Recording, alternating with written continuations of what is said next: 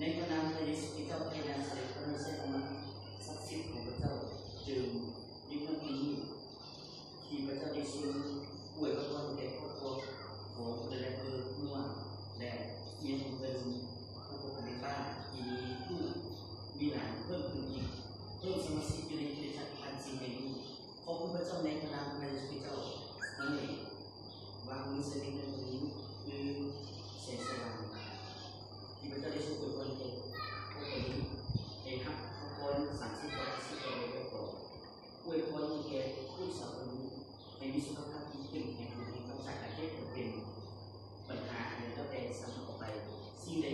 วิญญาณชั่วหรืออะไรที่จะมาลงผลในวันนี้ในพระนามพระเยซูคริสต์เจ้าสำหรับไป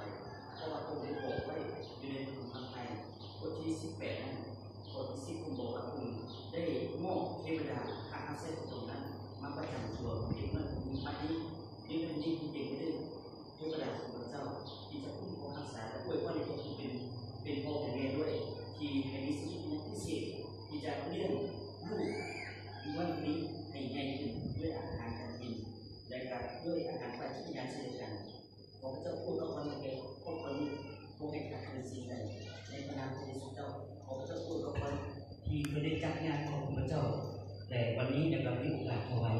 ให้ได้ลูกสาวของเพิ่นก็กับพระเจ้าวันนี้นาทีนี้เป็นต้นไปเราได้ประกาศกับมารสตานว่า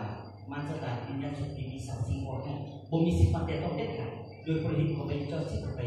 พบปะรักษาในเรื่องนี้และครอบครัวนี้ให้พ้นจาก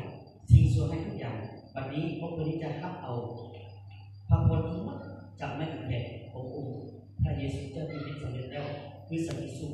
ความสิ้นสุดที่ดีความเสถียรความอุดมสมบูรณ์ของทางนี้สุขภาพที่ดีและแก้ไขปัญหาทุกเรื่องเพราะว่าเพื่อจะเห็นอย่างกับประสบผลสำเร็จทุกอย่างไป